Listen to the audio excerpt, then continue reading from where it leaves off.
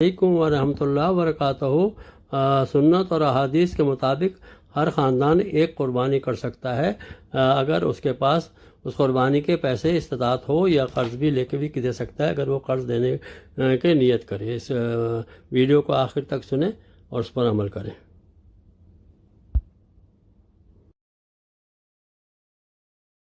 اتنا روپیہ یا مال ہو تو وہ قربانی کرے گا۔ تو بھائیو، اس پہ میں آلریڈی ایک حدیث تو بیان کر چکا کہ جس پہ استطاعت ہے وہی قربانی جو ہے وہ کرے گا۔ استطاعت میں کوئی نصاب بیان نہیں کیا آپ صلی اللہ علیہ وسلم نے، جو بھی جانور خرید سکتا ہے۔ لہذا یہ جو زکوٰۃ کا نصاب لگایا ہوا ہے یہ بالکل من گھڑت بات ہے، ایسی بات نہیں ہے۔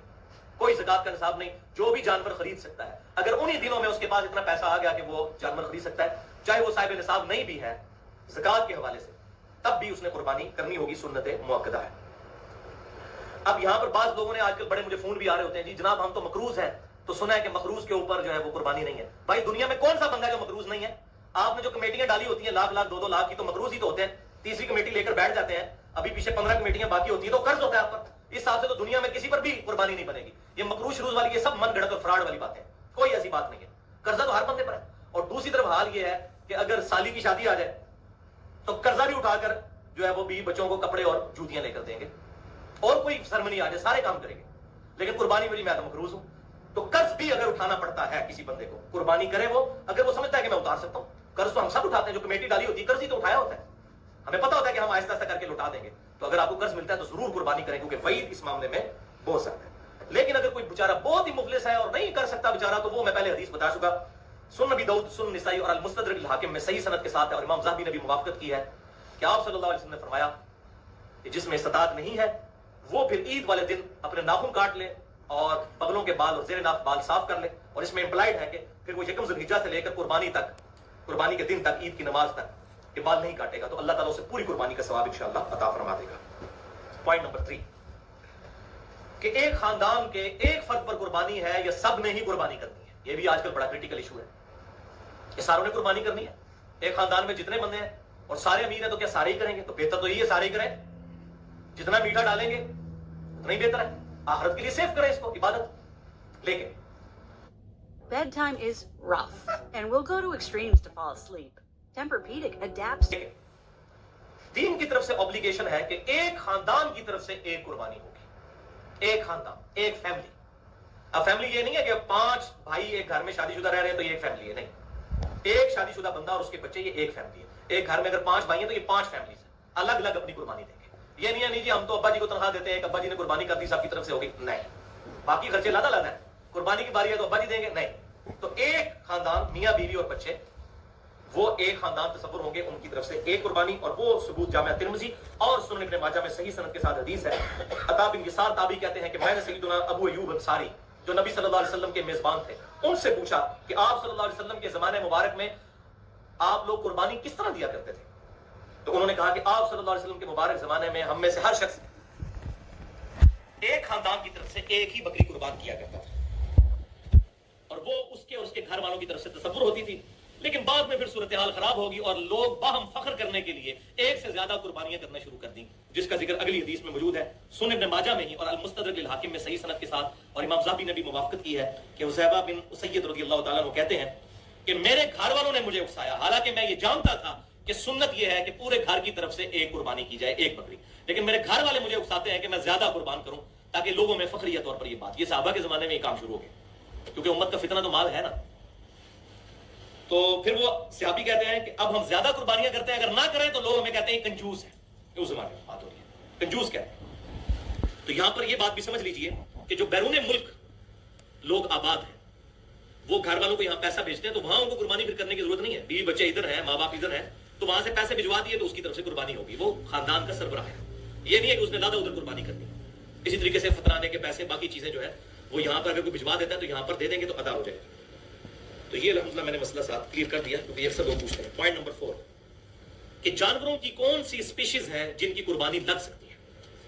تو سورۃ الانعام کی آیت نمبر 143 اور 144 میں وہ 4 اسپیشیز بتائی گئی ہیں، اور صحیح بخاری اور صحیح مسلم میں بھی ڈیٹیل موجود ہے، اور سورۃ الحج کے اندر اشارتاً ہے کہ بہیمۃ الانعام یعنی بے زبان مویشی جو ہے، ان مویشیوں کی ڈیٹیل پھر سورۃ الانعام کی 143 اور 44 نمبر آیت میں ہے۔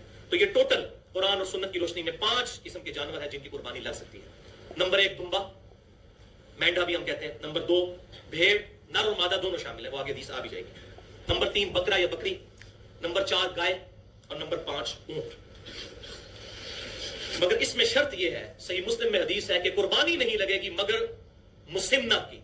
मुसिन्ना अरबी में कहते हैं दोंदे जानवर को, 2 दांतों वाला, यानी छोटे छोटे जो दांत गिर के यहां पर 2 दांत बड़े निकले हुए होते हैं। आप अगर ये देखें नीचे उनके 2 बड़े दांत निकले हुए होते हैं। तो मुसिन्ना की कुर्बानी लगेगी, दोंदे जानवर की कुर्बानी होगी। और उस हदीस में 7 ही अल्फाज मौजूद हैं कि मगर अगर किसी को दोंदा जानवर ना मिले तो जज़ा, अरबी लफ्ज जो ऐसी भेड़ के लिए या दुम्बे के लिए बोला जाता है जिसकी उम्र 6 माह से लेकर 1 साल तक होती है, जिसको पक्का खीरा कहते हैं, यानी दोंदा तो नहीं होगा लेकिन मजबूत किस्म का। और इसमें मोस्ट प्रोबेबल जो ज्यादा इत्तेफाक राय है वो 1 साल की उम्र है, चाहे दोंदा ना भी हो। इमाम तिरमिज़ी भी हदीस सही मुस्लिम वाली लेकर आए हैं जामिया तिरमिज़ी में, और इसके तहत उन्होंने लिख दिया कि इस पर इजमा है कि भेड़ और दुम्बा तो लग जाएगा, खीरा भी बगैर दोंदा, अगर वो 1 साल तक उम्र का है, लेकिन बकरी नहीं लगेगी, बकरा नहीं लगेगा। ये जो कहते हैं नहीं पक्का खीरा जी ले जाओ, नहीं, वो नहीं लगेगा। तो ये बात भी समझ लीजिए कि बकरी, दुम्बा और भेड़ वगैरह ये दूसरे साल में जाकर दोंदा होते हैं, यानी 1 साल गुजारने के बाद जब दूसरे साल में एंटर होते हैं, बाज 13 माह में, बाज 14 माह में। लिहाजा साल उम्र शर्त नहीं बल्कि दोंदा है, ये इंडिकेटर है दोंदा। गाय तीसरे साल में जाके होती है, यानी 2 साल गुजारने के बाद जब तीसरे साल में एंटर होती है। और ऊंट 4 साल गुजारने के बाद 5वें साल में पहुंचकर दोंदा होता है। चेक पॉइंट जो है वो दोंदा है। लेकिन यहां पर हराम खोरों ने क्या करते हैं कि वो खीरा बकरा होता है तगड़ा किस्म का, और उसके सारे दांत तोड़ देते हैं, 2 दांत बाकी रखते हैं और कहते हैं ये दोंदा है। हालांकि वो जो 2 दांत होते हैं ना दोंदे के, वो बहुत बड़े 2 दांत होते हैं। वो खीरे के जो दांत छोटे छोटे साइड पे होते हैं, मैं आपको बता रहा हूं ताकि ये फौरन चेक किया करें, नीचे 2 बड़े दांत आपको अलग से नजर आएंगे दोंदे के। तो ये नहीं कि सारे दांत तोड़ दिए, तो ये हरामखोरी आम हो चुकी है। और मैंने पिछला लेक्चर 1.5 घंटे का दिया, एक्सक्लूसिव लेक्चर, जो इंशाअल्लाह ताला मेरे इल्म की हद तक किसी बंदे ने उस तरीके से चीजों को एड्रेस नहीं किया। मसला नंबर 51 के नाम से ahlesunnatpak.com पर रिज़्क़ हराम, फितना माल और दुनिया परस्ती का अंजाम और उसका इलाज। इब्न माजा, मुस्नद इमाम अहमद और अल मुस्तदरक बिल हाकिम में भी सही सनद के साथ है। इमाम ज़हबी ने भी मुवाफ़क़त की है कि ईद उल अज़हा के मौका पर आप सल्लल्लाहु अलैहि वसल्लम ने गाय में 7 लोगों को शरीक फरमाया और ऊंट में 10 लोग। तो किया कि पूरी उम्मत का इजमा है भैंस के हलाल होने पर इनकी वजह से कुर्बानी नहीं की जाएगी अगर वो जानवर में पाए जाते हो। तो इसमें पहली हदीस सुनन नबी दाऊद, जामिया तिरमिज़ी, सुनन निसाई और सुनन इब्न माजा में सही सनद के साथ है कि आप सल्लल्लाहु अलैहि वसल्लम ने 4 किस्म के जानवरों की कुर्बानी करने से मना फरमा दिया। नंबर 1 काना जानवर, नंबर 2 बीमार जानवर, नंबर 3 जो वाज़े तौर पर लंगड़ा हो। ये काने से मुराद थोड़ा सा काना नहीं, जो वाज़े तौर पर काना हो। और बीमार भी वाज़े तौर पर हो, लंगड़ा भी वाज़े तौर पर। और चौथा लागर किस्म का, बिल्कुल मरियल किस्म का अगर कोई जानवर है जिसकी हड्डियों पर गोश्त ही नहीं है, तो वो उसकी कुर्बानी नहीं लगेगी, क्योंकि अल्लाह इज द टॉप प्रायोरिटी। आप सल्लल्लाहु अलैहि वसल्लम ने काना जो जानवर है उसकी कुर्बानी से मना फरमाया। और आप सल्लल्लाहु अलैहि वसल्लम ने इस बात से भी मना फरमाया कि कोई ऐसा जानवर कुर्बान ना किया जाए जिसके कान चिरे हुए हो या उसके कानों में सुराख हो, ये कान काटे गए हो, क्योंकि ये भी वाज़ेह ऐब है। और तीसरी हदीस जामिया तिरमिज़ी, सुनन नबी दाऊद, सुनन निसाई और सुनन इब्न माजा में मौजूद है कि कान कटे हुए और सींग टूटे हुए जानवर की कुर्बानी भी आप सल्लल्लाहु अलैहि वसल्लम ने करने से मना फरमाया।